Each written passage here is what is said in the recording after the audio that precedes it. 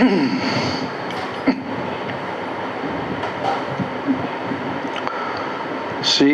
Krishna Chaitanya Prabhu Nityananda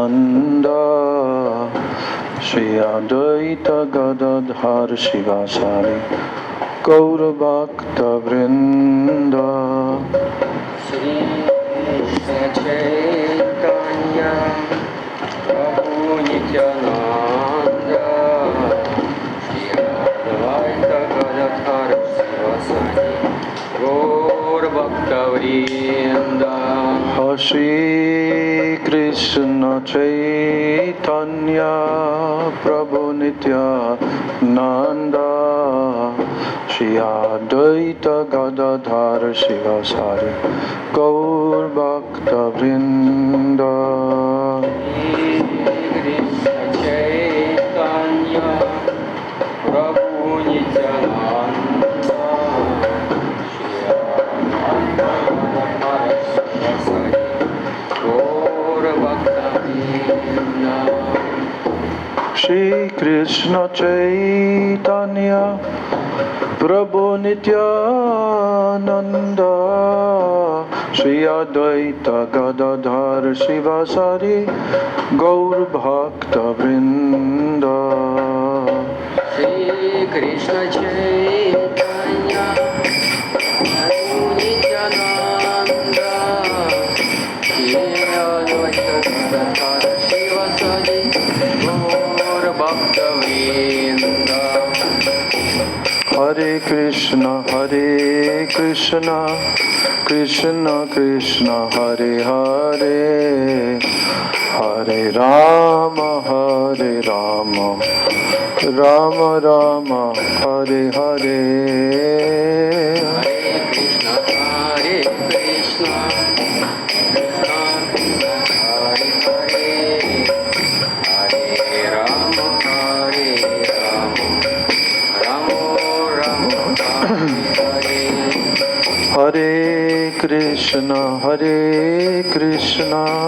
Krishna Krishna Hare Hare Hare Rama Rama Rama Hare Hare. Hare Krishna Krishna Krishna Hare Hare Hare Rama Rama Rama Hare Hare. Hare Krishna Krishna Krishna Hare Hare Hare Rama Rama Rama Hare Hare. Hare Krishna Krishna Krishna Hare Hare Hare Rama Rama Rama Hare Hare. Hare Krishna Krishna Krishna Hare Hare Hare Rama Rama Rama Hare Hare. Hare Krishna Krishna Krishna Hare Hare Hare Rama Rama Rama Hare Hare. Hare Krishna Krishna Krishna Hare Hare Hare Rama Rama Rama Hare Hare. Gauranga বলিতে হবে ফুলাকাশারীরা হরি হরি বলিতে নয়নে বাবেনি। গৌরাঙ্গ বলিতে হবে ফুলাকাশারীরা হরি হরি বলিতে নয়নে বাবেনি। গৌরাঙ্গ বলিতে হবে ফুলাকাশারীরা হরি হরি বলিতে নয়নে বাবেনি।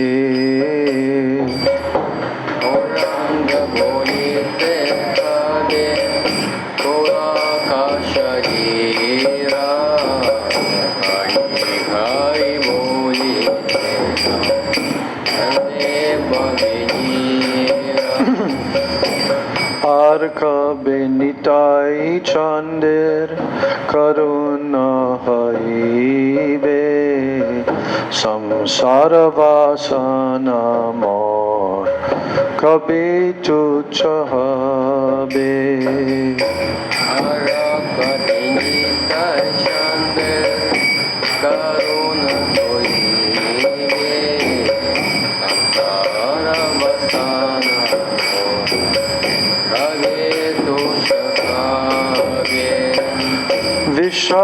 বিষয়াচারিয়া কবে শুদ্ধ হবে মন কবে হাম হে রব শ্রী বৃন্দাবন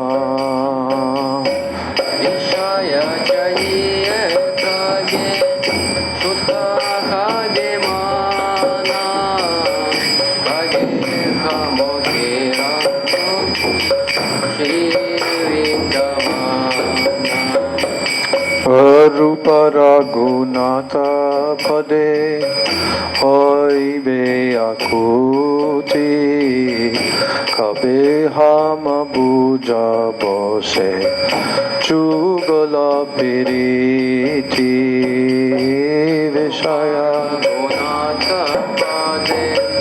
হইবে আকুতি কবে হাম বুঝাব সে যুগল প্রীতি রূপ রঘুনাথ পদে রহু মোর আশা প্রার্থনা কর সদা নরোত্তম Das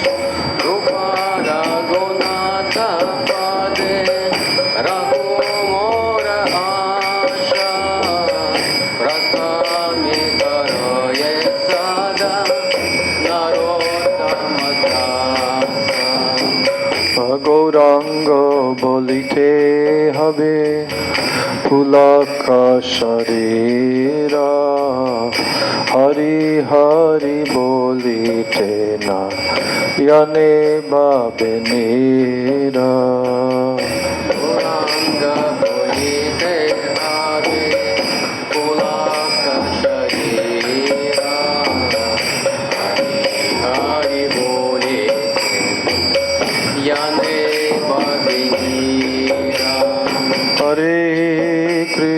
Hare Krishna Krishna Krishna Hare Hare Hare Rama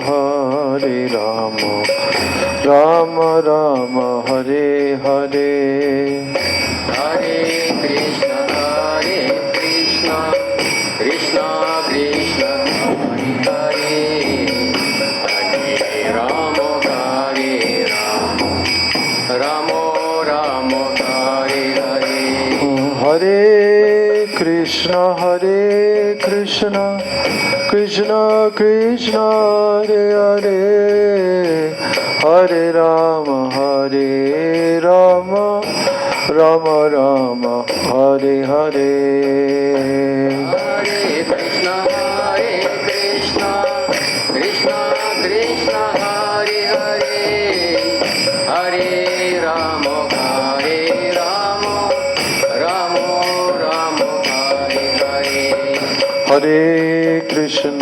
Hare Krishna Krishna Krishna Hare Hare Hare Rama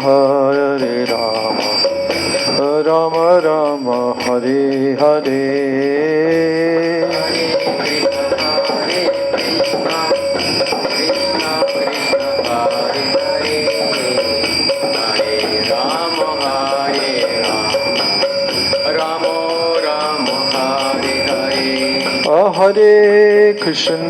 Hare Krishna Krishna Krishna Hare Hare Hare Rama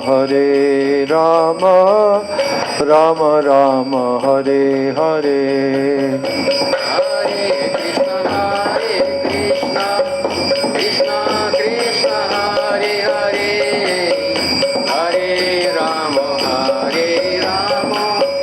Rama Rama Hare Hare Hare Krishna, Hare Krishna, Krishna Krishna, Hare Hare, Hare Rama, Hare Rama, Rama Rama, Hare Hare.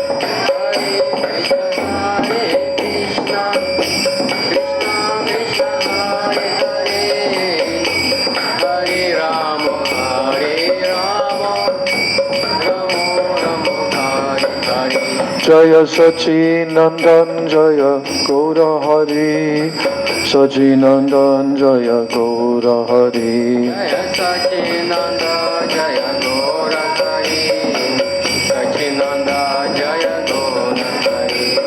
Jaya Sachinandan Jaya Gaura Hari, Sachinandan Jaya Gaura Hari, Sachinanda Jaya Gaura Hari, Sachinanda Jaya Gaura Hari. Jaya Nitai Jaya Go, Jaya Nitai Jaya Go, Jaya Nitai Jaya Go, Jaya Nitai Jaya Go. Nitai Gaura Hari Bol, Hari Bol, Hari Bol, Hari Bol. Jai Gaura Hari Bol, Hari Bol, Hari Bol, Jai Gaura Hari Bol. Nitai Gaura Hari Bol, Hari Bol, Hari Bol, Gaura Hari Bol. Gaura Hari Bol, Hari Bol, Hari Bol. Jai Shri Shri Nitai Gaura Premanande, Hari Hari Bol.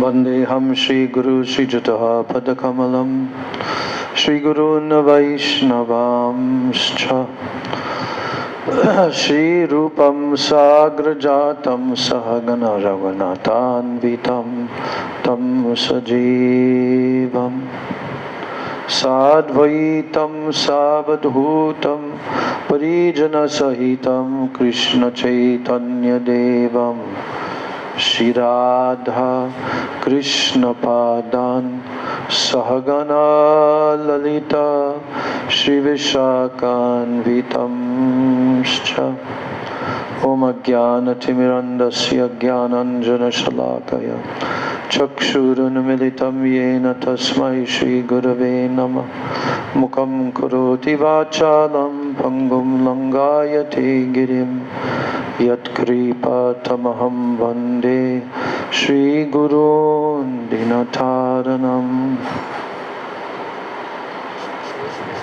Vansha Kalpatarubhyascha Kripa Sindhubhyeva cha Patitanam Pavanebhyo Vaishnavebhyo Namo Namaha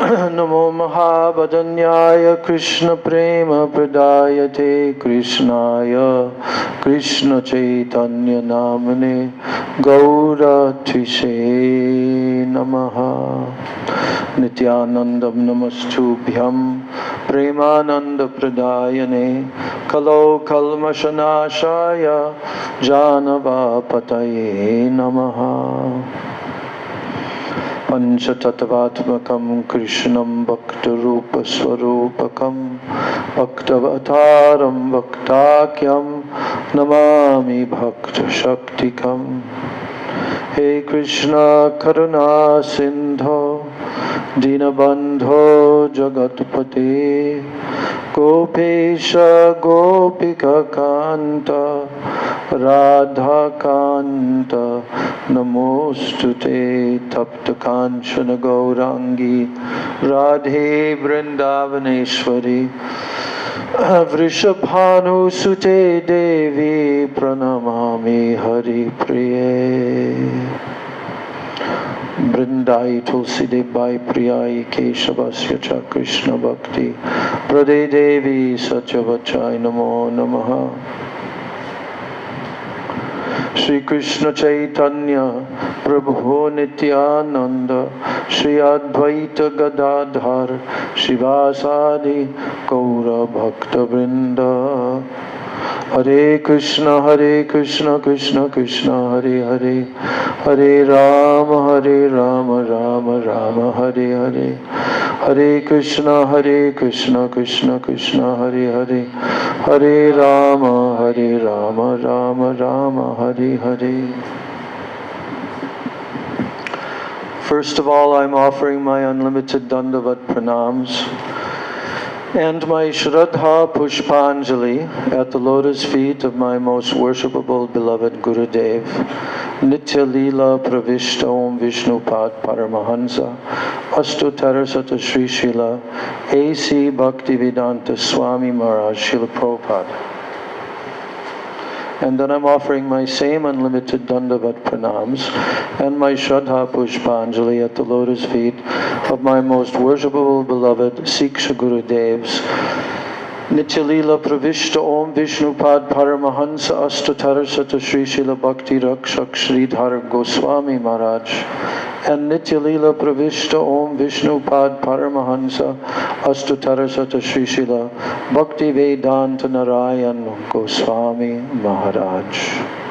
I offer my Dandavat pranams to the lotus feet of all my Sri Rupanuga Guru Varga. And I offer my Dandavat pranams to all the Vaishnavas and to all the Vaishnavis. So just to announce the class schedule for the next 2 weeks. I have a flight on the 8th of October. So that means that we have 2 weeks and 3 days more. Within that time, we'll have 7 classes. That means this Sunday, then Sunday, Tuesday, Thursday, then the next Sunday, then Tuesday, Thursday, and the following Sunday.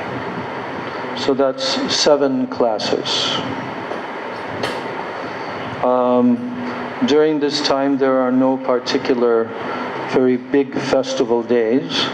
So I'm going to focus on the book that we had started, which is called Secret Truths of the Bhagavatam, until I leave to go to Vrindavan for Kartik. So these 7 classes will be on that book. There's plenty of subject matter which has not yet been completed in reading that book. I can't exactly remember which chapter we left off on in that book, but I'll summarize. The book is divided into a preface and an introduction to the Srimad Bhagavatam. But then there's part 1, part 2, and part 3 of the book. The main part are 7 lectures that Srila Gurudev Bhaktivedanta Narayan Goswami Maharaj gave in Badger, California in approximately 1997 or 8, something like that, or maybe it was even 1999, I forget. It's in the introduction. But these 7 classes that he gave, 7 lectures that he gave, they were very meticulously planned by him. What would be the subject matters of these 7 lectures? Because he always would stay in Badger for 7 days. His Harikatha festival would be for 7 days. So after he had given those lectures, or maybe even during that time, he had told to the senior devotees, especially Srimati Shamarani Didi, who was heading up a lot of the book production taken from Gurudev's lectures. So he expressed that these should be made into a book. And the title of the book would be The Secret Truths of the Bhagavatam. Secret Truths of the Srimad Bhagavatam. So the first chapter is titled, I Meditate Upon the Absolute Truth. So that chapter was the general way that Srila Gurudev would begin his 1 week Harikatha, which was generally, main topic was Srimad Bhagavatam, but sometimes he would speak on different cantos of the Bhagavatam and like that, depending on the audience. So chapter 1 is taken, the title is taken from the first verse of the Srimad Bhagavatam. Janmadyasya yaton vayad itaratas charteshu avigya swarat. This is the introductory verse by Srila Vyasadeva. At the end of that verse, and the verse is actually composed in the form of a Gayatri mantra, the meter of it. So at the end, on the last line of that verse, Dhamna Svena Sada Nirasta Kuhakam Satyam Param Dhimahi. Those 3 words, Satyam Param Dhimahi. Dhimahi means I meditate upon. So Vyasadeva is saying in this first verse, I meditate upon what? Satyam Param. Param Satya, the supreme truth, the supreme reality, who is none other than Bhagavan Sri Krishna. So Gurudev began this chapter 1, the first lecture, on that shloka, and also he began to discuss the reasons why Krishna descended here on this planet 5,000 years ago. There's multiple reasons. So Gurudev gave a list of so many different reasons. And then, in that chapter, he began to describe the meaning of the first shloka. So, each and every word of that shloka, Janmadyasya, Gurudev described the meaning. But you have to understand that Srila Gurudev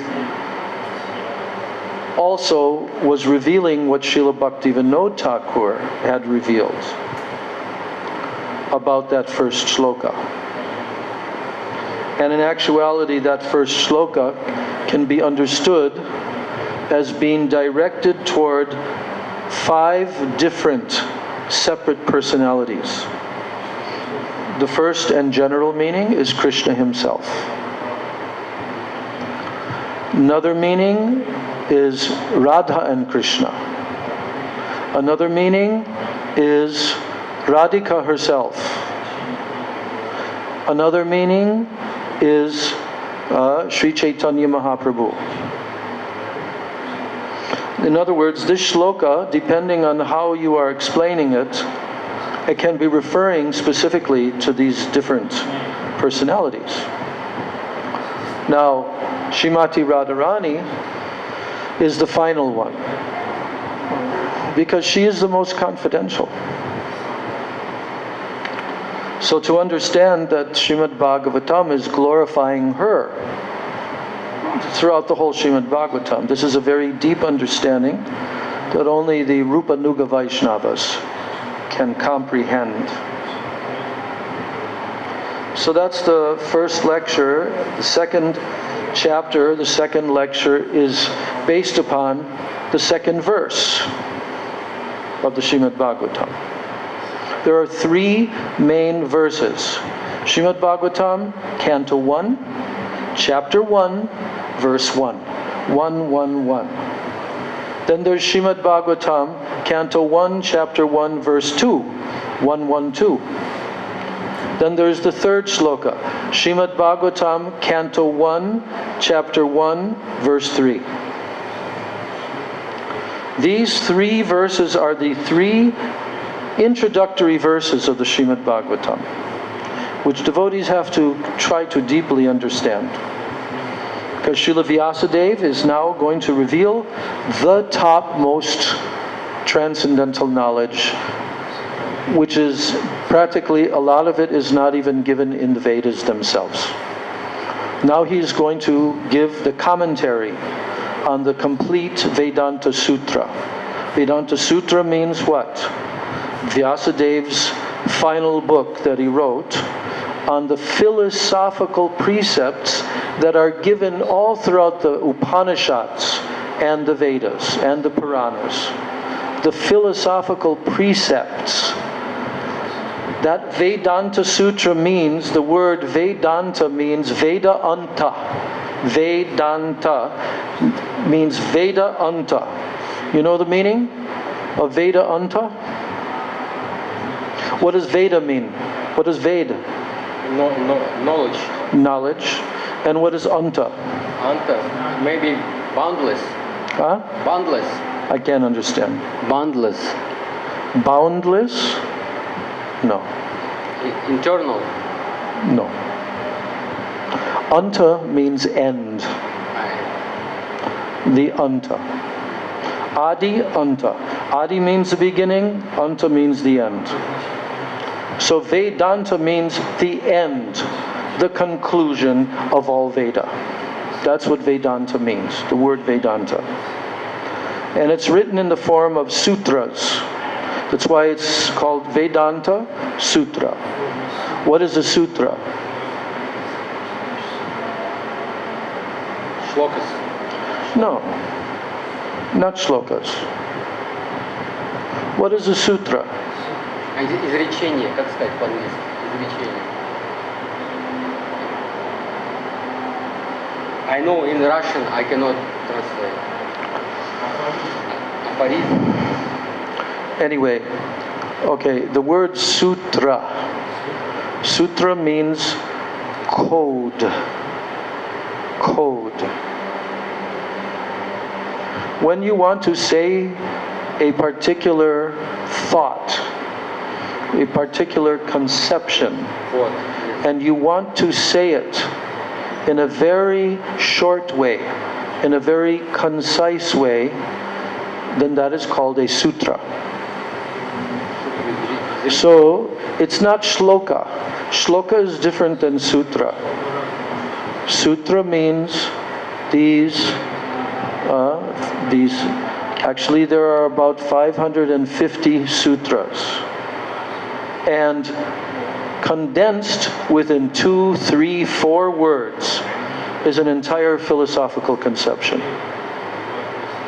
So Vyasadeva took all these philosophical conceptions and he presented them as the final conclusion of all the Vedic knowledge in the form of Vedanta Sutra. Sometimes the Vedanta Sutra is also referred to as the Brahma Sutra. Brahma. What is the meaning of Brahma? Brahma means the absolute truth. Atato Brahma Jigyasa.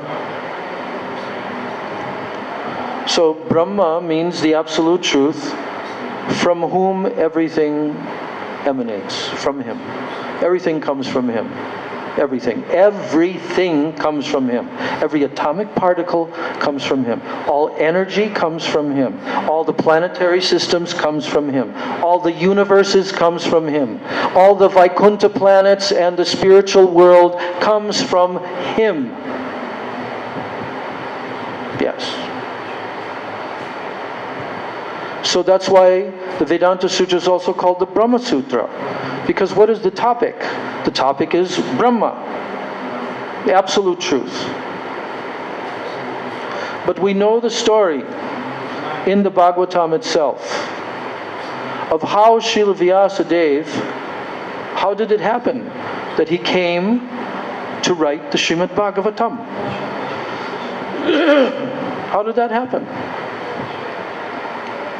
That Vyasadeva decided to write the Srimad Bhagavatam. He had already finished writing in the form of the Vedanta Sutra, but there was a problem. What was that problem? Yes.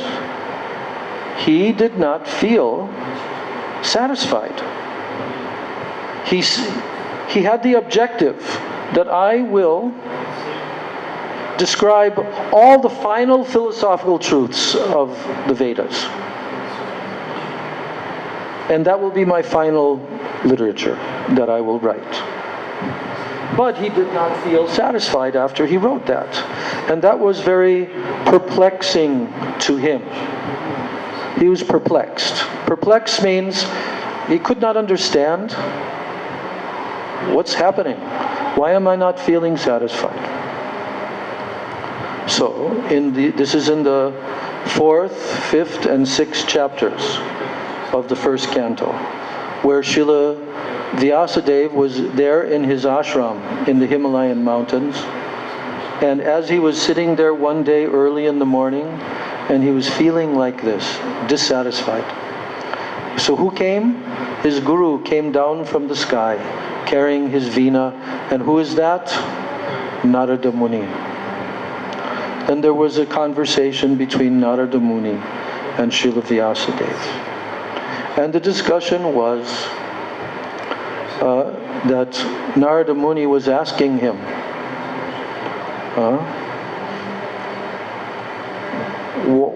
why are you perplexed? And Vyasadeva said, I cannot understand why. And then Srila Narada Muni began to tell, can you feel satisfied by identifying the body with the soul, with the Atma? Can you feel satisfied by doing that? To identify this body as being the self? He asked him that question. So, of course, no one can feel satisfied by identifying with this false piece of matter, thinking that this is myself. But then Narada began to tell to Vyasadeva that in the Vedas, throughout various parts of the Vedic literature, Vyasadeva had done what? He had encouraged people to act on that level. Karma yoga, jnana yoga, like this. Identifying with this temporary world, with this temporary body, with the temporary family members, with the temporary this, that. So how can you be satisfied? So he was kind of chastising his disciple. Anyway, this is a long story. This story Srila Gurudev would tell in brief when he would begin his katha. And then at a certain point, he would quote certain verses from the Srimad Bhagavatam. So now in this case, he's in the second lecture, he's quoting the second verse of the Srimad Bhagavatam. What is the title of chapter 2? The title is Srimad Bhagavatam does not cheat. What is it? Abmanavat? Cheating. But Srimad Bhagavatam does not cheat. Do the other Vedic literatures cheat? Yes or no?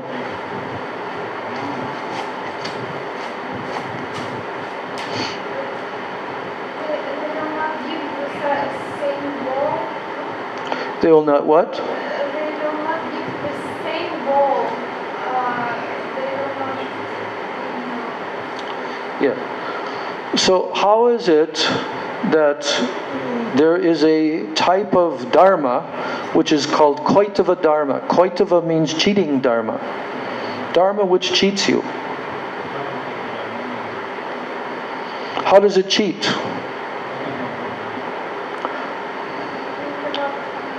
Because it's not giving you the final truth. It's giving you based upon your aptitude, your ability to understand a topic. The whole Vedic literature is aimed at an audience that has a certain level of consciousness, and then another part of the Vedas is someone that has in higher modes of nature, mode of goodness. There are some parts of the Vedas that are aimed at people in the mode of ignorance, who take intoxication, who eat meat like this. Why? To encourage them gradually to come to the position of worshiping the Supreme Absolute Truth, Supreme Lord. But there, in the different parts of the Vedas, they are encouraging that if you want to fulfill such and such material desire, then you worship this demigod. Or if you want another material, then you worship this demigod. Understand? And there's a whole list given in the Vedas. If you want a beautiful wife or a beautiful husband, then you worship this demigod, this demigoddess, Uma, the wife of Lord Shiva. Okay? So there's so many different... So what are the Vedas doing? They're encouraging a person to just do ordinary, pious karma. You understand? Pious karma. To fulfill their lusty material desires that are pertaining to this body. So that goes all the way down even to the lowest level. You see? But for those who are on a higher level, then they are given more information, more specific understanding of the absolute truth. Because if you try to tell people who are in the modes of ignorance and passion that you should renounce everything and you should just worship the Supreme Lord, can they do it? No. So you encourage them. Worship the Supreme Lord, worship a demigod. Gradually, you'll understand to worship the Supreme Lord, not just a demigod. So in this way, there is cheating dharma, koitava dharma, and that's the word used in the second verse. Dharma projita koitavo. Atra paramo nirmat saranam satam. So Vyasadeva is writing this verse. And he says, here in this Srimad Bhagavatam, Srimad Bhagavate Mahamuni Krite, Srimad Bhagavate Mahamuni Krite. Mahamuni is Vyasadeva. He has written Krite. He has written Srimad Bhagavatam.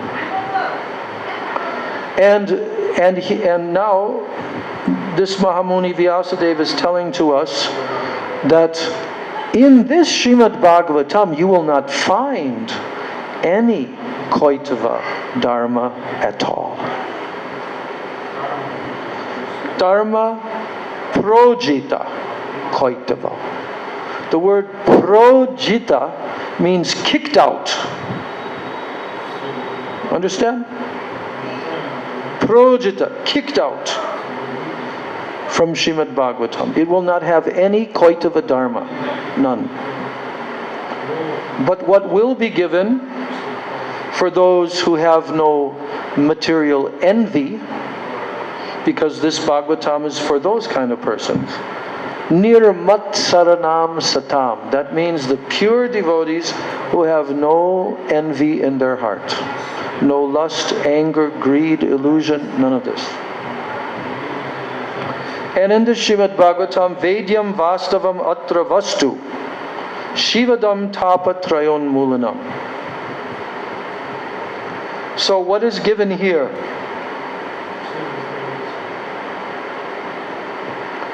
Vedyam Vastavam Atra Vastu. So, what is this? It means the highest truth. Vastava Vastu means the supreme eternal reality who is always existing forever, never destroyed. Vastava Vastu.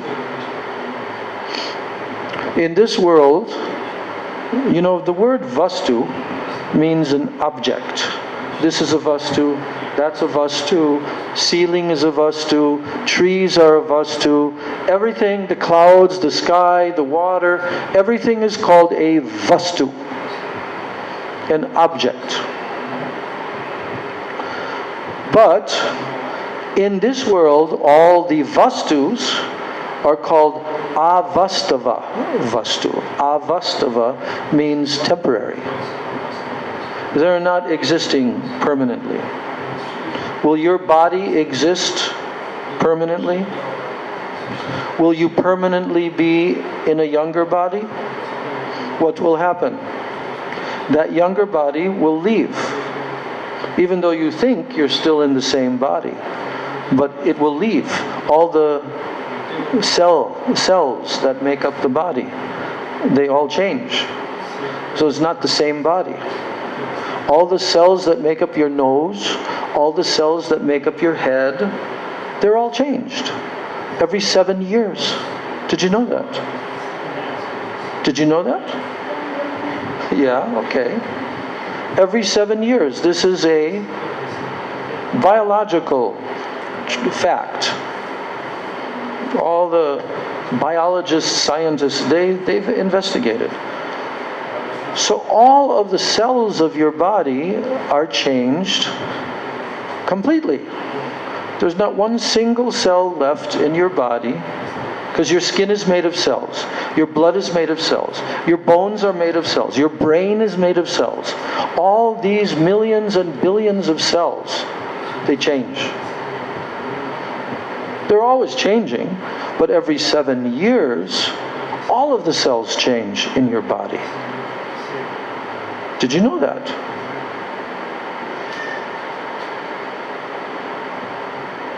Tiznala etam. Every 7 years. So, now you are sitting here in a 27-year-old body, or 28 years old. You're sitting here in a 33-year-old body.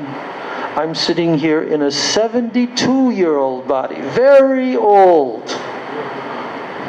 47-year-old body. 58-year-old body, or 59, like this. But in 7 years, if I live to be 79, it will be a different body completely. Understand? Not the same. And then at one point, body will change completely. You have to leave this and go to another. This is the truth. So in this material world, everything is temporary. Everything is temporary. Even the sun planet. The sun planet, so powerful. Moon planet, all planets, they're all temporary.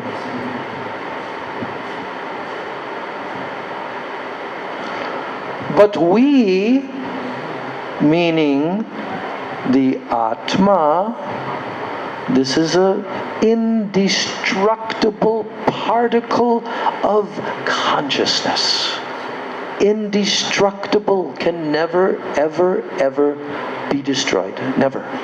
And that Krishna makes very clear in chapter 2, Bhagavad Gita. Many verses. Achedyoyam, adahyoyam, ashosya, evacha. This particle that we are, it cannot be cut into pieces. It cannot be burnt by fire. It cannot be dried by the wind. Nitya sarvagatastanur achaloyam sanatanaha. It can go everywhere, this particle, that us. Sarvagata means it can go everywhere. It can be in fire, it can be in water, it can be anywhere in the universe. It can even go to the spiritual world. Because it is nitya, permanent. Stanur means cannot be moved. Can someone move your Atma? Are the scientists able to cut into your body and say, oh, there it is. We'll just take out this Atma and put it in another body. Can they do that? No. The Atma cannot be moved. Only Krishna can move the Atma. And when it's our time to leave this body, that's what will happen. As it's already happened millions of times before, Krishna has moved our Atma and taken it to the next body.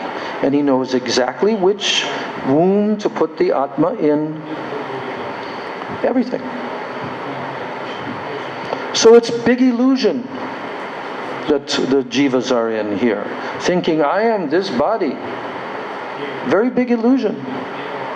Created by Krishna's Maya Shakti. Forgetfulness. I don't know who I am. My whole consciousness is covered. But the purpose of the human life is to uncover. That's the purpose of the human body. There's only one purpose, to uncover your consciousness. To reclaim your eternal spiritual self. That's all.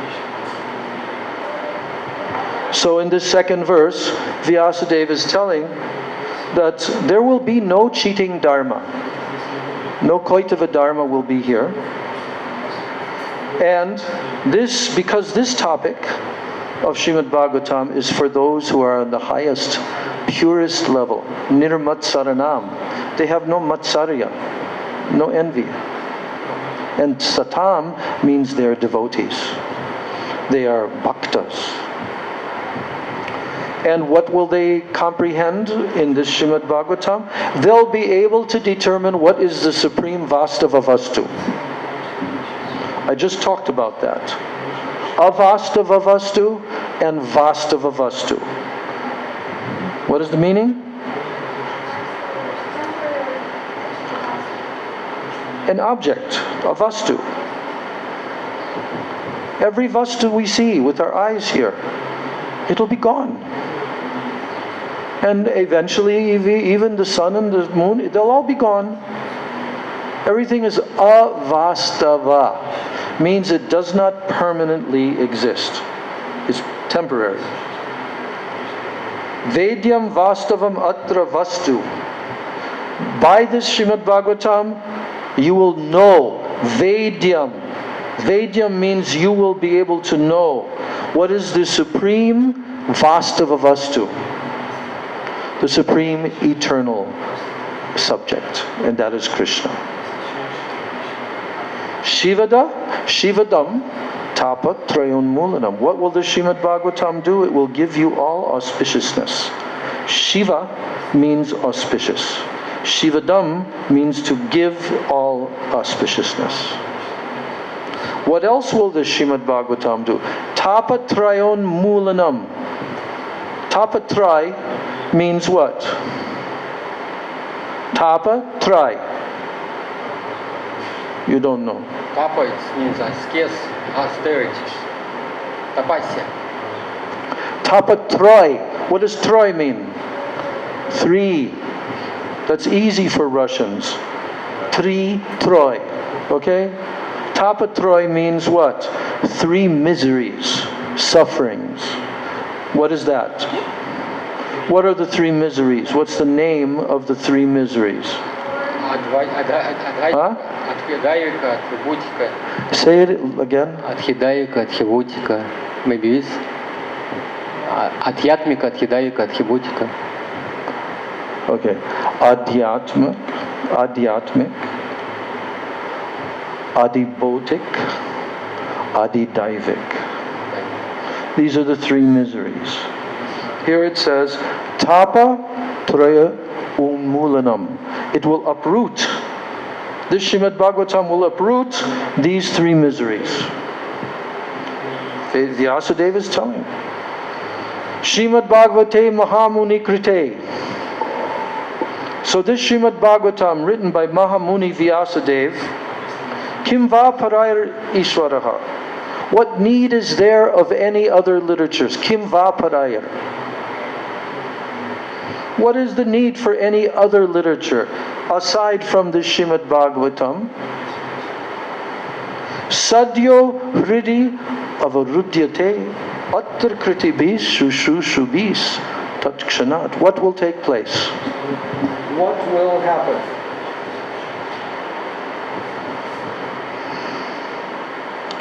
All that anyone needs for complete God realization is just Srimad Bhagavatam. Kim va parayar Ishvara. What is the necessity of any other? No necessity. Only the Srimad Bhagavatam is necessary. So now it says that if someone becomes Kriti B and Shru Shru B, what is that? Kriti B means someone who is very exalted and pious. Shru Shru Shru B. And that means that they hear the message of the Srimad Bhagavatam, Shru Shru Shru B, very attentively. They listen with great honor in their heart. Then what will happen? Sadyo hridi avarudyate. The Supreme Lord, the transcendental knowledge of the Supreme Lord will immediately come into the heart. Sadya means right away. Sadyo hridi avarudyate. Hridi in the heart. Atra kritibi shushushubi tatkshanat. You know what tatkshanat means? Without delay. Tatkshanat. It will not take long time. It will not take lifetimes. Tatkshanat. If you hear this Srimad Bhagavatam, which will not cheat you, and you hear it submissively, this is what will take place.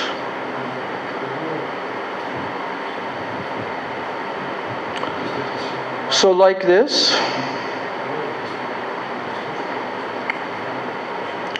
Srila Bhaktivedanta Narayan Maharaj is telling that if you hear Srimad Bhagavatam, then tatkshanat, immediately, without delay, Krishna will enter your heart. And he will be controlled by you if you hear Srimad Bhagavatam. Srimad Bhagavatam, I'm reading chapter 2 at the very beginning of the chapter. Srimad Bhagavatam is so powerful, and Srimad Bhagavatam is so sweet. It is not bitter like quinine. It is like a bitter medicine for people who have malaria. You have to taste that on your tongue. Very, very bitter. He's saying it is not bitter, the Srimad Bhagavatam, like quinine.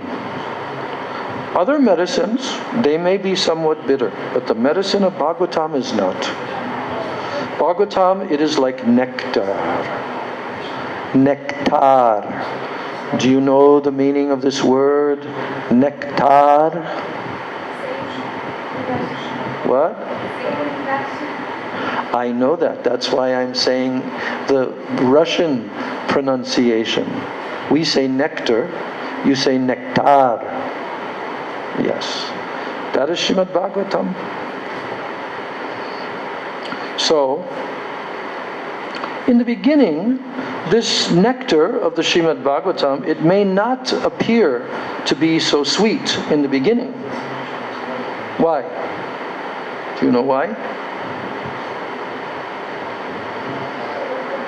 Upadeshamrita. Yes. What example?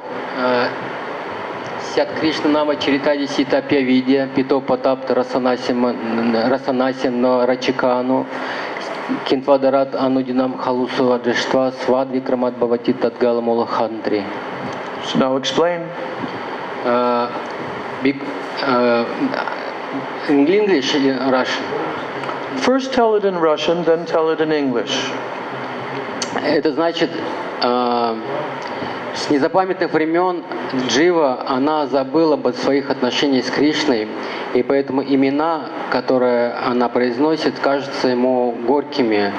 Но несмотря на это, если Джива с верой будет вкушать эти имена, то есть повторять их, а также повторять имя, лилы, качество Кришны, то этот горький вкус, он в конце концов станет сладким леденцом, и появится привязанность к Кришне. It means very short, I say.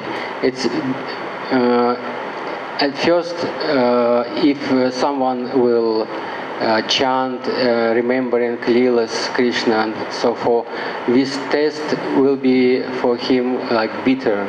But if Why? Because because forgetfulness about Krishna from many No. long time. What is the example in that shloka? It is sweet, like sweet. Pitto patasya rasanasya. Okay, what? Means a person who has jaundice disease. That specifically Rupa Goswami is saying. Because потому что желтуха, как бы, problem with liver, it is желтуха. Yes, it's called jaundice. I don't know what you call it in Russian language. What's the word for it? Yes, but what's the word for that disease in Russian language? It is желтуха. Желтуха. Or maybe hepatitis, like hepatitis. Okay. So what happens to a person that has that disease? Their taste. Taste bitter, sweet taste. If you give them something sweet, it tastes very bitter. Yeah, that's the important point about this shloka. That Rupa Goswami is saying in the beginning, chanting, hearing like this, there may taste a little bitter. But what happens when a person who is diseased with that jaundice disease, what medicine do you give to them? Sweet candies. Yes, soaked in water. Okay? That sugar candy soaked in water, and you drink it like syrup. Okay? So then when you first start drinking it, it tastes very bitter. What is the word for bitter? Горький. Yeah, gorky. So it tastes gorky when you first begin, even though it's sugar. How can sugar be gorky? Sugar is always sladky. Yes? But it tastes to you as gorky because you have this disease of the liver. But guess what? It's the only cure for that disease. You have to take sugar candy and drink it. And guess what happens? It tastes bitter, but then a little bit sweet, a little bit more sweet, a little bit more sweet. As the disease disappears, then the correct perception of taste comes on the tongue. You see. So Gurudev is saying this, that the nectar of Srimad Bhagavatam, it may not appear to be sweet in the beginning. It may even appear somewhat bitter. But afterwards, its real quality of sweetness manifests. Actually, it is very sweet. Bhagavatam is very sweet and very powerful. What is the word for powerful? Могуществен. That's what I thought. Могуществие. Могуществие. So, Gurudev is now saying, I have explained the essence of the first shlok in his previous lecture. I have given this Mangala Charana, this auspicious invocation of the Srimad Bhagavatam. I've done that in my first lecture. And I explained its 5 different meanings of that first verse. But now we will begin with the essence of the second shloka. And after that, we will explain the third shloka and also other shlokas. So, I already told you, just now, I explained this second shloka, Dharma Projita Kaitavo. Do you know this shloka by heart? Do you know the first shloka by heart? Do you know the third shloka by heart? No. These are the 3 introductory verses of Srimad Bhagavatam. Gurudev, I should finish my monastic shloka. No. This is much more important. Yes. You're trying to learn Manasiksha, which is for those who are in the stage of what? Asakti. That's okay, you can learn. But what's more important is that this is what you should memorize first before you try to memorize Manasiksha. Do you think that just by reciting the shlokas of Manasiksha, you're suddenly going to become very advanced in bhakti? No. You have to go step by step. Okay? I'm saying that this is an embarrassment for a Vaishnava who's been a Vaishnava for like 10 years to not know the 3 shlokas of Bhagavatam? Huh? I'm giving you a little chastisement here. You understand? Learn these 3 shlokas right away. Don't delay. Huh? There are some shlokas you must learn from the very beginning of your study. Bhagavad Gita is first. Shlokas, different shlokas. But in Srimad Bhagavatam, when you want to study Srimad Bhagavatam and you want to start to begin to memorize different shlokas in Srimad Bhagavatam, first you have to learn these 3. First. I did that 54 years ago. Okay? So do it. Don't delay. Oh, first I have to finish Vilapa Kusumanjali and Kama. What are you talking about? No. First do what you need to do. You learn Tattva Siddhanta. And you cannot say that you know Tattva Siddhanta if you don't know the shlokas. Understand? You don't have to be a great scholar. I'm not saying that you have to become a very great scholar. What's the word for scholar? Ученые. Uchoneya. That's a student. Uchoneya is a student. I'm talking about a scholar. What? Like pandit, scholar. That's not a Russian word. They're using it, but still there's a Russian word. Skalyar. Okay, so it's the same word. Skalyar. Такого слова нету. Skalyar. Скаляр, no, we don't have. Because it's an English word that has been absorbed into the Russian language. Okay, well then look it up on the dictionary. What is the word for scholar? Scholar means very intelligent persons who have studied very great knowledge, like in a university and so forth. They're scholars. They study. They learn. Okay? Ученый, исследователь, специалист, specialist. It is translation. Scholar, it is like scientist. Scientist. Science, yes. Okay. So, a scholar, you can be a scholar of ordinary, mundane knowledge, or you can become a scholar of Vedic knowledge, or you can become a scholar of the highest Vedic knowledge. Okay? That's what we want to accomplish in our life, is to know the highest Vedic knowledge, Srimad Bhagavatam, like this. Gurudev, you said how many shlokas first I should memorize? Three or four? No, three. Three. These are the three introductory shlokas written by Vyasadeva. But then from the fourth shloka, Sutta Goswami and the sages in the forest, they begin to speak. But these first three shlokas are the Mangala Charana written by Vyasadeva. So they're very, very important. So, what? I'm trying to explain. This scholar, Okay. Anyway, I'm saying that there's no need to become a big scholar. That's not required. But we have to study to some extent. We must memorize in our brain, okay? Because this will purify you. This will purify your intelligence to memorize these Sanskrit shlokas that are spoken directly by Krishna, that are spoken directly by Shukadev Goswami, Narada Muni, Prahlad Maharaj. This is essential.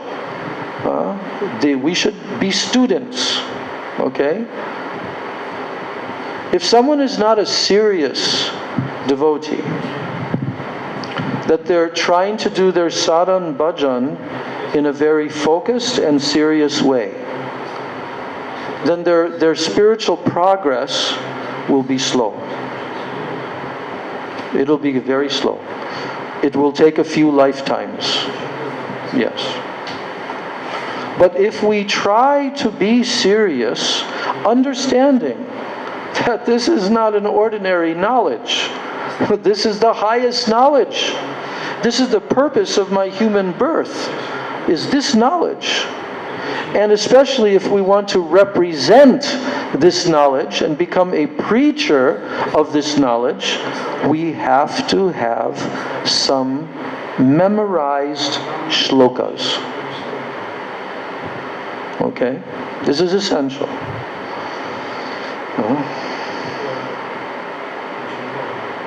Now, Gurudev is explaining that Mahamuni Srila Vyasadeva, what did he write? He wrote many Puranas. Do you know that? There are 18 Puranas. 18 Puranas. And the Puranas are very big. So then he put the Gita-upanishad, the Bhagavad Gita, within the Mahabharata. He wrote Mahabharata. You know, Mahabharata is 100,000 verses. Yes. Do you know that in universities all around the world, those who are professors of literature, they know that the greatest of all literatures that have ever been written is the Mahabharata. You know that?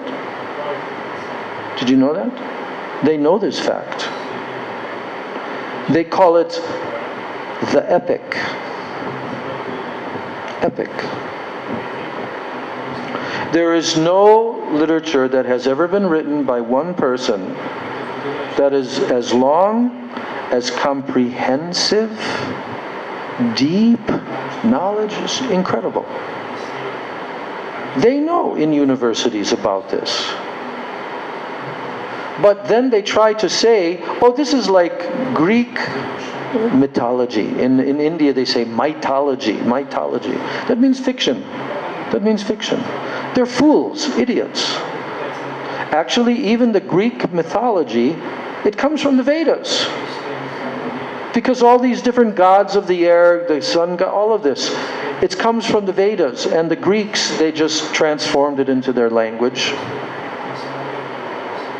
Worshippers of demigods. But Mahabharat, what's the meaning of this word Mahabharat? Do you know? What? Maha, great. Bharat, it's our planet. Yes. Why is it called Bharat? Because king, because name of King Bharat. When was he on the planet? Many years ago, he was in planet. It is Yes. named planet Bharat. In Srimad Bhagavatam, you can read about Maharaj Bharat and 3 lifetimes, okay? One as Maharaj Bharata, then one deer, and then Jad Bharat. He is the person after whom this earth planet is named. Bharatvarsha. Even now, the Indian people, they call their land Bharat. It was changed into India by the British. But the real name of India is Bharat, or Bharatvarsha. Varsha means land, you see. So Mahabharat is the name of the book written by Vyasadeva to tell the history of this planet 5,000 years ago and before. And it's called Mahabharat. Great Bharat. Mahabharat. There is no literature known on this planet anywhere in any university that can compare with Mahabharat. Did you know that? No, you didn't know that. That is why those who are professors and scholars, PhDs of literature, of like Oriental religion, philosophy, this, that, they know this literature called Mahabharat, and they call it by the name in English, they call it the epic. You see? What is an epic? An epic is a very great story, very great information, literature that is very voluminous. It's very long. It's called an epic. And there are different epics. In Greek language, these different Greek mythology, they are called epics. The Iliad is one of them. Different journeys, different long stories. But this is actually history. The Mahabharata is not a story. It's history. It's actual history that took place. The names of all the persons, the names of all the kings, the names of all the areas. You can turn this off too much. The names. These are historical places, historical personalities. The Bible has nothing to compare. Nothing at all. It's all been changed over hundreds of years. No, but Vedic literature has not been changed. It's exactly as it was written thousands of years ago in the Sanskrit language. Because Sanskrit is the source of all languages. Russian, as you know, is based upon Sanskrit language. But all the languages originally have come from Sanskrit, except for the Chinese type languages. They don't come from Sanskrit. They come from lower planets. Well, that's why the sound vibration is not very pleasing to the ear. Anyway, Mahabharat is 100,000 verses. In the Mahabharata is the whole description of the battle of Kurukshetra, where Krishna drove the chariot and Arjuna was fighting on the battlefield.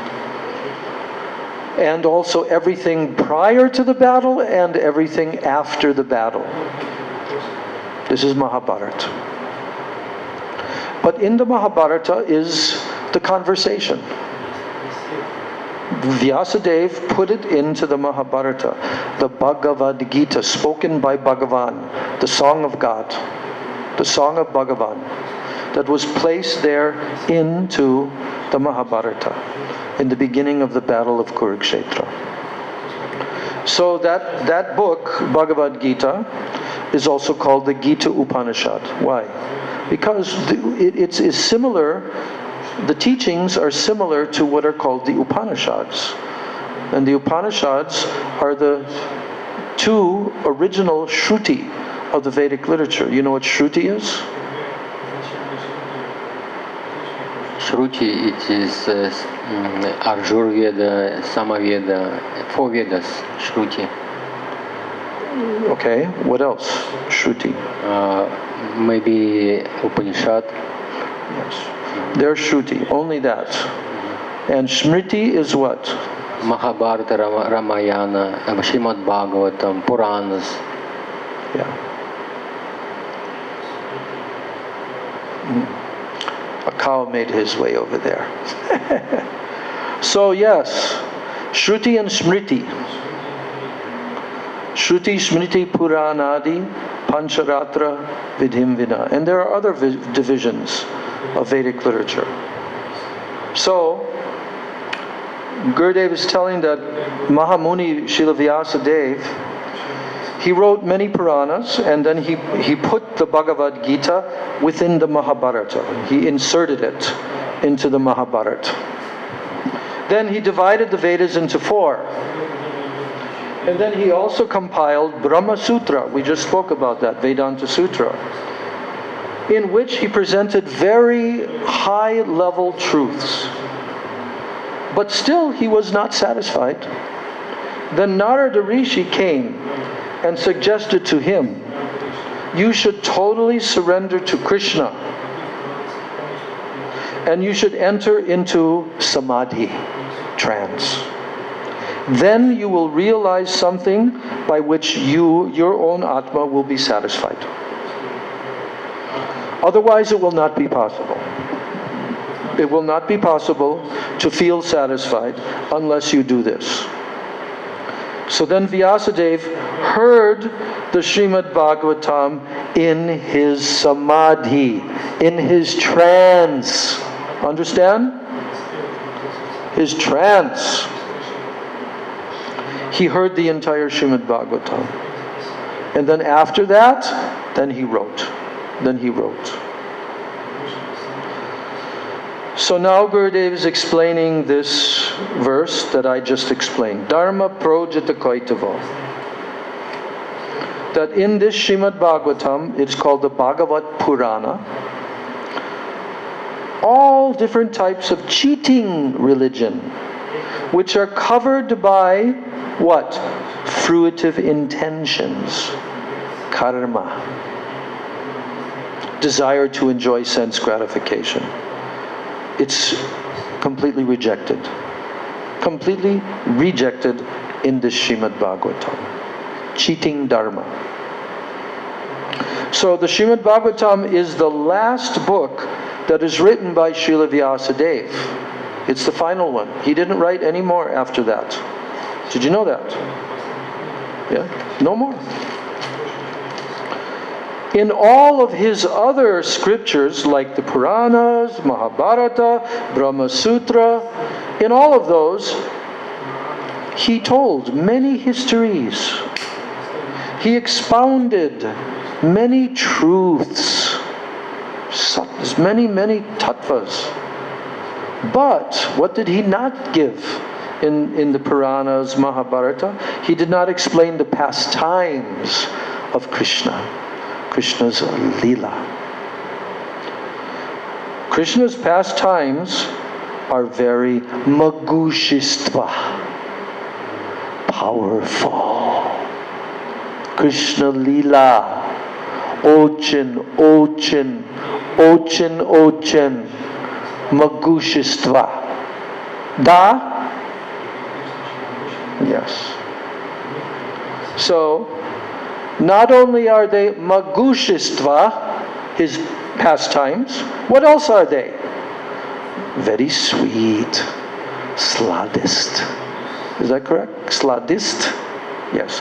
Sladist, magushistva, isladist. And you know what? In the Srimad Bhagavatam and in Krishna's Leelas, there's no contamination in them. Nothing impure. Nothing impure. Everything is pure. But in all the other Puranas, there is some impurity, some adulteration. For example, Gurudev is given an example. In one Purana, it states that in Goloka Vrindavan, Srimati Radhika became angry. This is a story that is told in one of the Puranas. That in Goloka Vrindavan, in the spiritual world, Srimati Radhika became angry and she gave a curse to who? Sridham. Who's Sridham? Her brother. And then Sridham cursed her. And because of this, they both had to come to this world. So Gurudev says, this cannot be. This is impossible. You see? But it's there in one of the Puranas. And regular Hindus, they believe that. Then there are some statements in certain Puranas. They give some idea, they imply that there are impurities in Goloka Vrindavan. Impure. In Goloka Vrindavan. Huh? Like what? Like quarrel, anger, lust. But this is only to... Why? Why is it saying in that Purana? Because the general people, they like things like that. So in order to attract them, to make them interested, the general people who are in the lower modes of nature, this can make them curious. Curiosity. Oh, really? Goloka? Like this. That's why it's told. Because the intelligence of these people is not very high. It's very low. And therefore Vyasadeva presented all of these mixed ideas. Okay? They're adulterated. But only he gave it for them, for those people. You understand? Do you understand why he gave it for those people on a lower level of intelligence? And in the Puranas, he made many statements that are meant just for the beginning level people. Beginning. You understand? Beginning level. And they are actually not true to the fullest extent. They can be like partially true, but not fully true. And then he said here that just like Srila Bhaktivedanta Swami Maharaj, our Prabhupada, he made certain statements for the beginners. But for the advanced devotees, he said something else. So in this way, we should try to reconcile all these apparently contradictory statements. Understand? You're learning so much in this class because I'm going very, very systematically, very slow. Usually when I have an English-speaking person in my class, I go much quicker. But because you're all beginning level students, therefore, I have a chance with my small little Russian group here today, Russian-speaking group, that I'm giving you what Gurudev is telling, but I'm breaking it down very simple so that you remember it, that you'll understand it.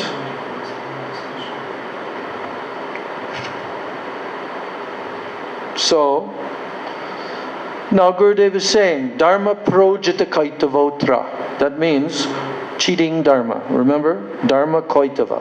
Koitava Dharma. That in the other Puranas, that means the other histories, there are the histories of Harishchandra, of Dhruva Maharaj, of Prahlad, and of Chitraketu Maharaj. They are given in other Puranas. But the purport of these histories is not clear in those Puranas. Do you understand? They're mentioned there. Dhruva Maharaj, just like in Srimad Bhagavatam, these persons are mentioned. But the full picture is given in Srimad Bhagavatam. And here's an example that the histories are not completely clear. For example, there's a king who was named Harishchandra. Harish Chandra. And he was engaged in doing lots of pious karma kanda activities, karma. That's what he was doing. He thought. Why was he doing that? He thought that the worldly truths of this world, that they're real. That they're real. They're not temporary, they're real. He was under that conception. Yes. Now, Srimad Bhagavatam also describes this same history of Harishchandra. But at the same time, the Srimad Bhagavatam tells us, the Srimad Bhagavatam very clearly states that the only truth is transcendental reality. You understand? All through the Bhagavatam, transcendental eternal reality. That's what Bhagavatam describes. So, therefore, in the Srimad Bhagavatam, Vyasadeva clearly explains what can lead us to Goloka Vrindavan. That's what Srimad Bhagavatam is giving us. How to go to Goloka Vrindavan, the eternal spiritual planet of Krishna. Now, some other Puranas, they also discuss that you can worship materialistic gurus and also blood relatives. They say, for example, that a wife should worship her husband even if he is not a devotee. But Srimad Bhagavatam never cheats us in any way.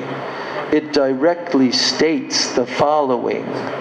Gurur na sasyat, swajano na sasyat, pita na sasyaj, janani na sasyat, daivam na tatsyan, na patishcha sasyan, na mochayedya, samupeta mrityum.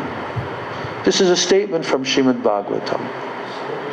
Canto 5, chapter 5, verse 18. Who spoke it?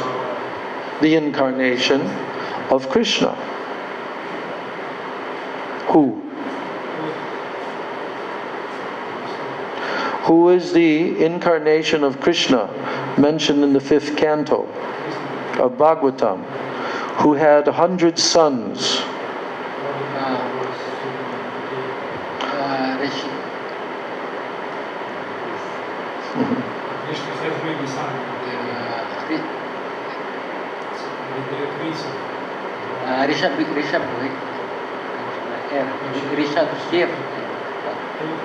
Yes, Rishabdev. Like we have the father of Madhukar. His name is Rishabdev. He's named after Lord Rishabdev. Okay? So, he told this verse. You know what it means? It's a very important verse. He's saying that if someone cannot save you, cannot deliver you from what? This cycle of birth and death,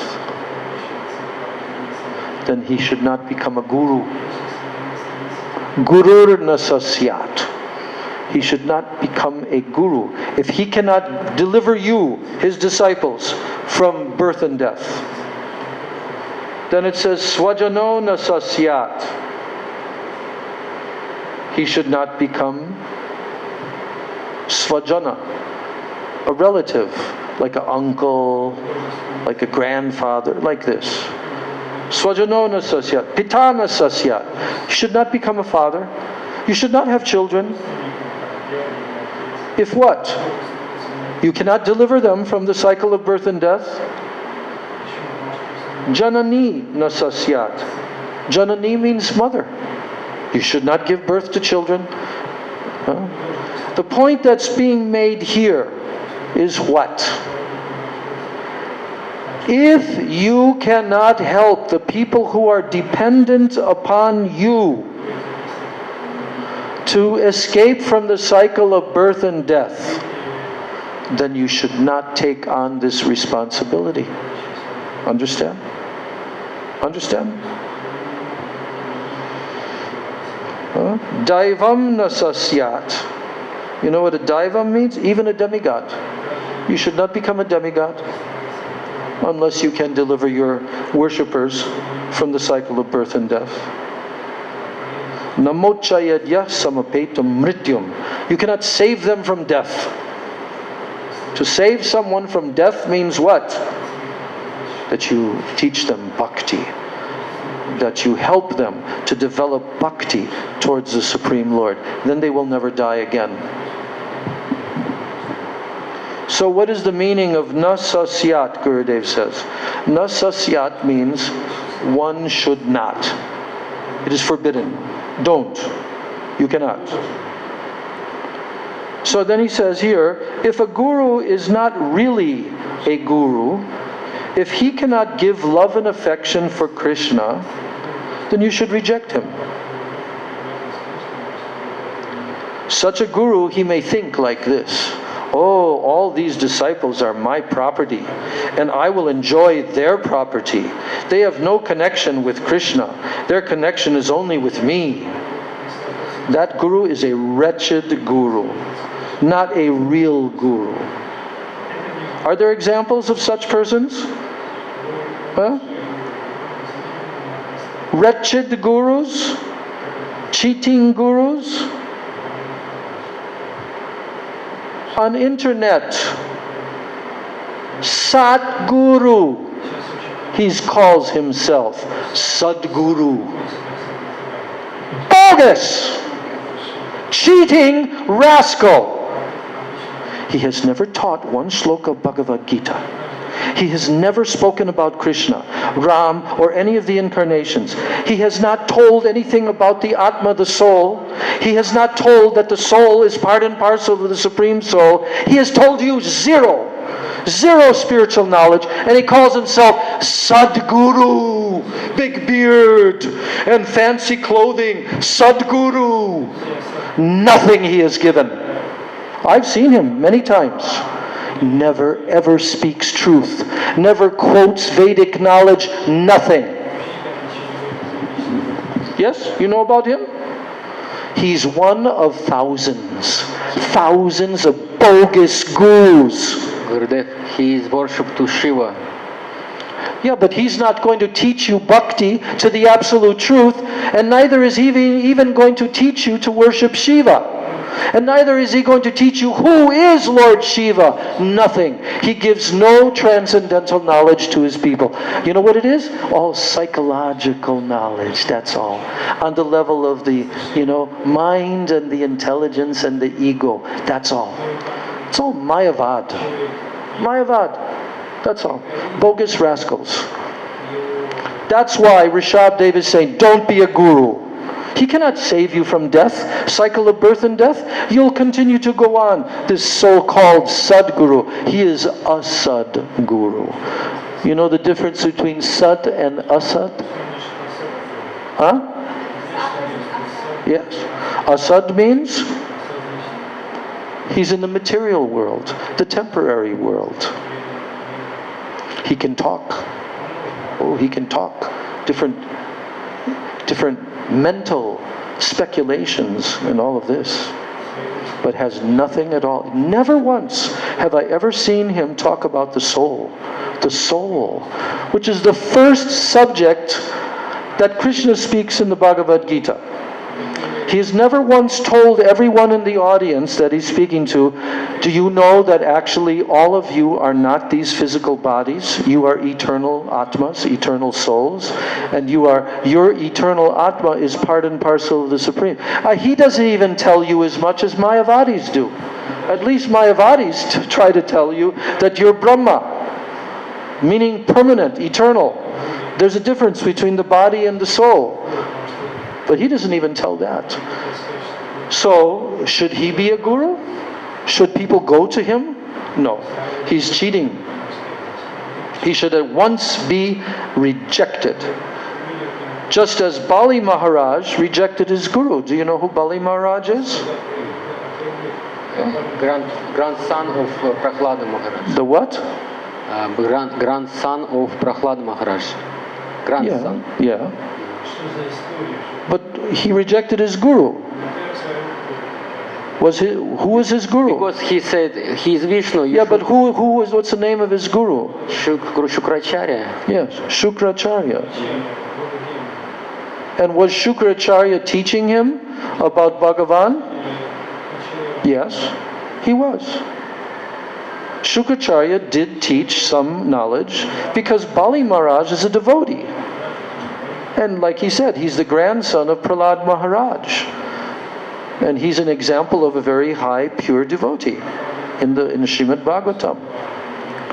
But when Bhagavan himself came in the form of this dwarf, very beautiful dwarf Brahmana named Vamandev, what did Shukracharya tell to him into his ear? Don't give him any charity.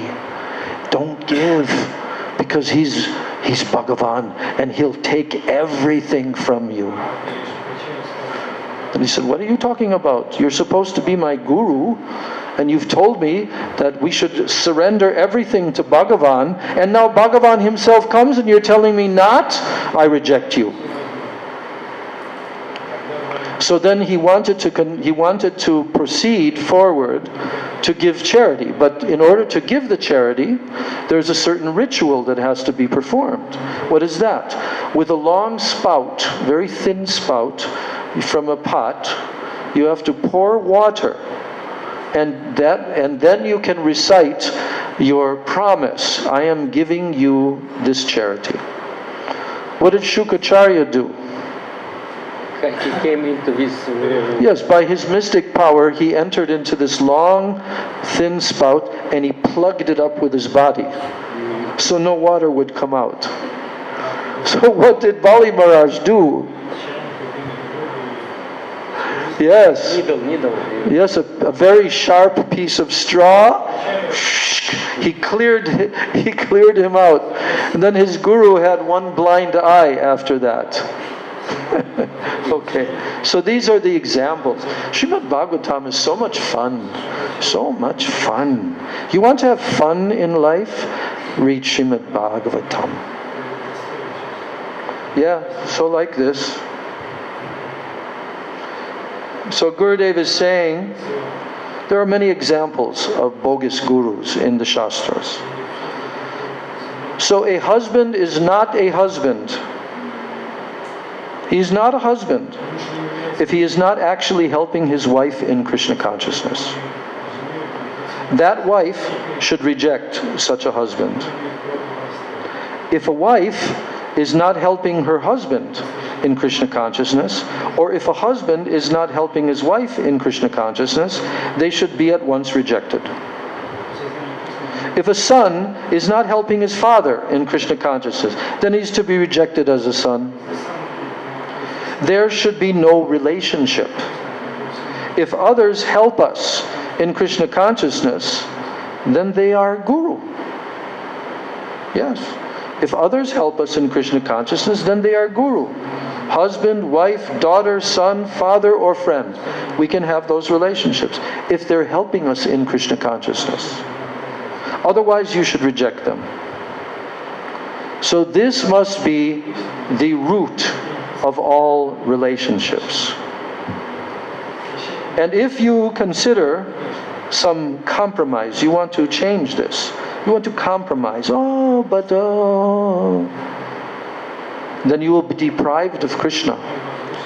Deprived means you will not get Krishna.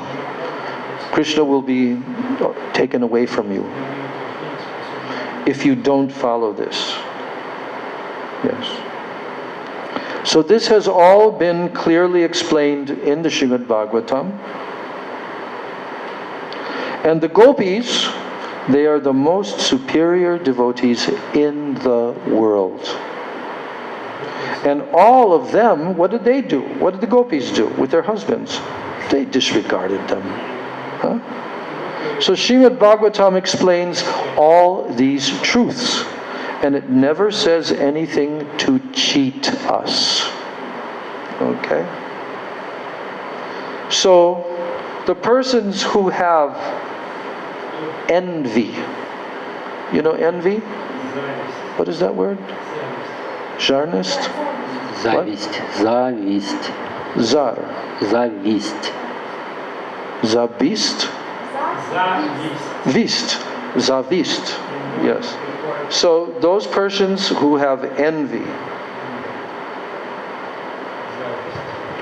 who have duplicity, hypocrisy, they have many other impurities. They cannot understand the statements that are in the Srimad Bhagavatam. They cannot. Because Vedyam Vastavam Atra Vastu means the real reality, the real truth. Who is Vastava Vastu? Who is that? That is Krishna himself. Advaigyan Paratattva. Nothing exists without having some relationship with him. No one is independent but him. Only he is independent. Everyone else is not. But still, he, Krishna, sometimes he becomes dependent. On whom? He becomes dependent on the Brajabasis. He becomes dependent on the gopis, and especially Srimati Radhika. So, Srimad Bhagavate Mahamuni Krite Kim Va Parair Ishvara. Ultimately, there is no need to read the Srimad Bhagavatam. Simply by hearing, not only reading, by hearing Srimad Bhagavatam, Krishna will at once be controlled in your heart. He will be bound to enter the heart of a devotee who has honor for Harikatha and who has strong faith that whatever is written in the Srimad Bhagavatam is true. His strong faith. It is true to the fullest extent. All that is required is this great honor, respect, and faith.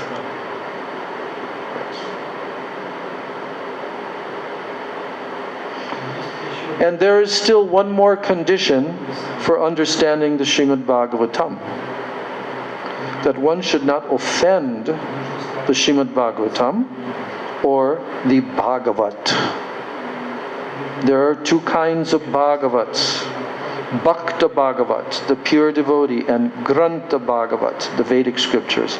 Never offend either of these. If you simply hear Srimad Bhagavatam with honor, then Krishna will at once enter your heart and be controlled. The shloka is saying that at once, very quickly. So don't disbelieve what Shukadev Goswami is saying, Sutta Goswami, or Vyasadeva. How will that come about quickly? Krishna knows. How will all of this happen quickly? That Krishna will come into your heart by hearing Srimad Bhagavatam, and he will become controlled by you. How can because the verse is saying, Sadhyo Hridya Varu Tatshanat, without delay it will happen. But how will that come about? How will that happen so quickly? Only Krishna knows. Krishna knows. He will immediately enter your heart, and he will never leave. So by hearing with strong belief, strong honor, then you'll be able to practice with your heart. And you'll be able to, by your activities, practice. Krishna must come. He is bound to come. Gaur Premanande. Srimad Bhagavatam ki jai. Grantaraj Srimad Bhagavatam ki jai. The secret truths of the Bhagavatam ki jai. Jai Srila Vyasadeva ki jai. Sri Narada Muni ki jai. All our Guru Parampara ki jai. Nitai Gaur Premanande. Any question?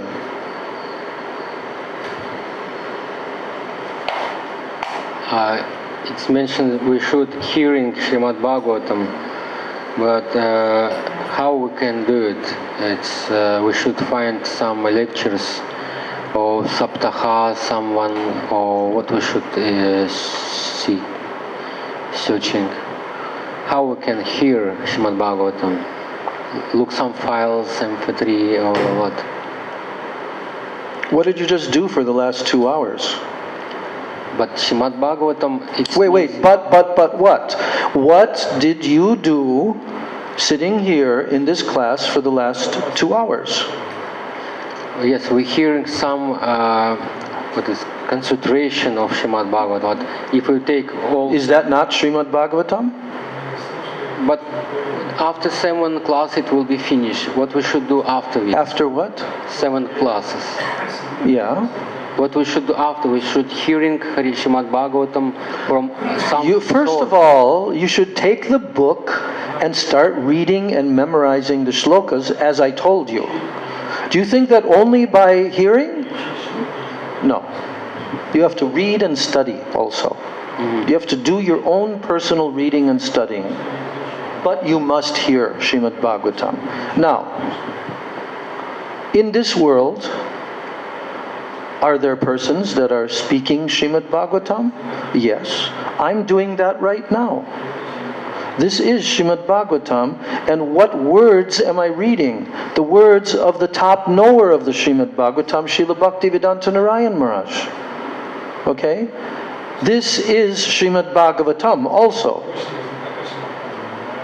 Don't think that it is not. Then it's an offense. Then it's an offense. Srila Narayan Maharaj spoke these 7 lectures to a group of hundreds of devotees to give them the essence of the Srimad Bhagavatam. Yes. Because if you study Srimad Bhagavatam from beginning to end, it will take a long time. You should do it. Just like your father does. He's on his 2nd time, you said? Now 3rd time. Whole Bhagavatam, her father. Reading, studying, word by word. Yes, real bhakta he is. Yes. So we should not think that I'm just going to search here and there when there are already Vaishnavas that are speaking Srimad Bhagavatam. What about the books of Srila Narayan Maharaj? Are they Srimad Bhagavatam? Yes. In my classes, I'm reading his books. That's not Srimad Bhagavatam? I understand what you're saying. I understand that you're talking about consecutively hearing the Srimad Bhagavatam. But you think that just a 1-week Bhagavat Sapta is going to give you that? Never. This is some new concoction. I can show you the words. Bhaktisiddhanta himself, okay? This is a new concoction. Srila Narayan Maharaj never really did that. And all of our preachers, they also know that. But why are they doing it? To attract the masses of people. Because they like this. They think that, oh, we've done a Bhagavat Sapta. Now we're going to go to the heavenly planets. That's what they think. But this study of Srimad Bhagavatam, it says, Nityam Bhagavata Sevaya. And there are 2 types of Bhagavats, correct? Yes? 2 types of Bhagavats? What are they? Grantha Bhagavat, Bhagavat, Bhagavat. Bhakta Bhagavat. Bhakta Bhagavat. Yeah. Grantha. Bhakta Bhagavat. Bhakta Bhagavat in Grantha. So, you have to serve both. You have to serve both. You cannot just choose one. Oh, I'm only going to serve the Bhakta Bhagavat, but I'm not going to hear Srimad Bhagavat. No. You have to do both. Nityam. You know what Nityam means? Nityam Bhagavata Sevaya. It means constantly. Every day of your life. Okay? So, you will not be able to find any Vaishnavas who are saying, okay, so I'm going to start now at the first verse of the Srimad Bhagavatam, and I'm going to read this for the next 3 years. There are. I have a god sister in New Braj. She's done this 3 times now. Just reading. Maybe a little bit of discussion, but just reading with a very small group of devotees. Okay? But then you have to be dedicated. So we should understand that all of the books of our acharyas are expansions of the Srimad Bhagavatam. They are not different than the Srimad Bhagavatam. All the books of Rupa Goswami, Sanatan Goswami, Jiva Goswami, all of our Rupanuga acharyas, Bhakti Vinod Thakur, it's all stemming from the Srimad Bhagavatam. And who is the greatest preacher of the Srimad Bhagavatam? Huh? Shukadeva Goswami. No. Who is the greatest preacher of the Srimad Bhagavatam? Bhaktivedanta Swami Maharaj. Sri Chaitanya Mahaprabhu. He is the greatest preacher of Srimad Bhagavatam. That is written in my Prabhupada's introduction. Life sketch of Sri Chaitanya Mahaprabhu, the greatest preacher of Srimad Bhagavatam. So like this. We should try to hear from Madhyam Adhikaris who have some realization, who have spent their entire life trying to practice seriously, sincerely, the process of Shuddha Bhakti under the guidance of exalted Mahabhagavad Vaishnavas. And Vaishnavas who are advanced in their understanding, they can explain everything. No, we should hear, we should associate. But are you going to find a Uttam Mahabhagavad Vaishnava who is going to every day read to you the Srimad Bhagavatam? No. And they're absorbed in their bhajan, okay? They're absorbed in their bhajan, especially those who are elderly. So, but they will tell you transcendental knowledge. When you come to them and you are sincere, they can see if you are sincere or you're a cheater. They can see. And then they will give you according to your sincerity. So, we should hear Srimad Bhagavatam. We should speak Srimad Bhagavatam. We should recite it. We should memorize shlokas of Srimad Bhagavatam. We should read all the commentaries by the various acharyas like this. But we have to do our own study also. If a person is serious, they will study. You will not find any exalted Mahabhagavad pure Vaishnava who has not read Srimad Bhagavatam. It is their life, their blood. What about someone like Srila Gaura Das Babaji Maharaj? He could not read. Did he know the Srimad Bhagavatam? Oh, he realized everything. But who would he come to hear from? Who would he hear from? Right here, in Navadvip Dham. Srila Bhakti Vinod Thakur. Yeah? So, like that. Okay, so now we will finish our class. Hare Krishna, Krishna Krishna, Hare Hare, Hare Rama, Rama Rama, Hare Hare, Hare Krishna,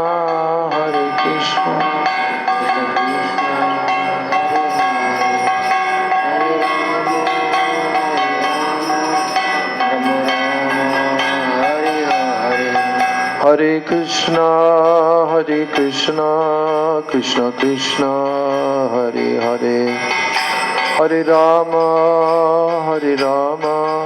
Rama Rama, Hare Hare, Hare Krishna, Hare Rama,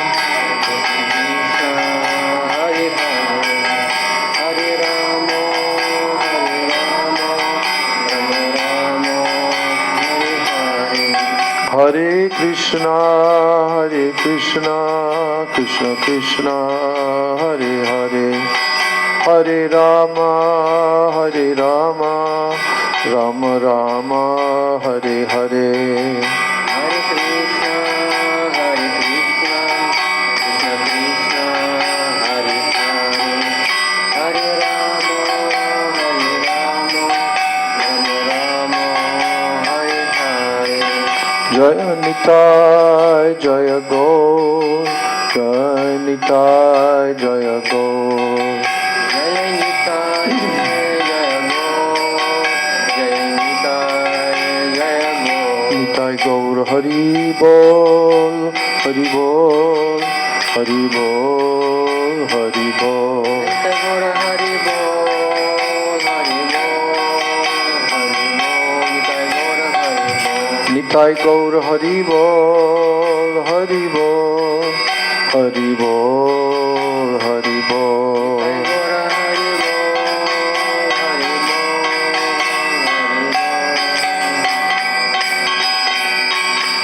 Jai Shri Nitai Gaur Premanande, Hari Hari Bol. Om Brindai Tulsi Devi Priyai Keshavasya Cha Krishna Bhakti Prade Devi Satyavachai Namo Namah Vancha Kalpatarubhascha Kripa Sindhu Bevacha Patitanam Pavanebhyo Vaishnavebhyo Namo Namaha. All glory to the assembled devotees. Sya Slava Savrafryam Sya Priyadanim. Still I'm not saying it correctly. Sya Slava Sabrafyam Sya. Okay. You can divide this word to parts. Sobra. Sobra. Sobra. Shimsa. Oh, Sobra Shimsa. Shem V Shem Shem Shemsya Savraf. So that's what I'm saying. Sabrafyamsya. I know. When you say it as one word, sabrafyamsya, it's like that. But that's not easy for us. Yeah, I know. I know, but I'm saying that's how I was taught by the devotees. Sabrafyam.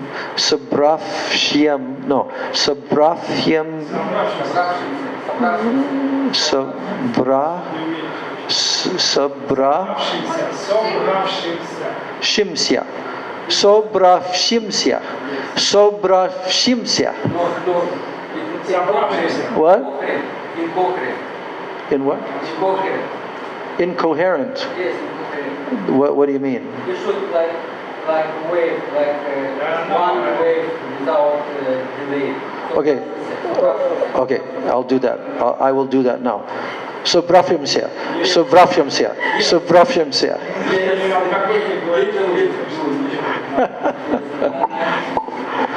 That's very difficult for the English speakers to pronounce that. Sobrafyam. We don't have that in the English language. There's no word that starts with fsya. No word in English. Fsya. No, it doesn't exist. Okay. It's more like in the Iranian languages. This The which language? Russian is more like ancient in the Iranian language from Sanskrit. Yeah, There we go. the Iranian language. Iranian and Indians before they were together. Iranian. It's Aryan. Oh, Aryan. Okay. Aryan is different than Iranian. Iranian is the country of Iran. But now some of them they get this name. Yeah, Aryan. It's called Aryan. Aryan, because these people in Middle East they cannot say Aryan. They say Abraham. They say Ibrahim, Alexander, Iskander.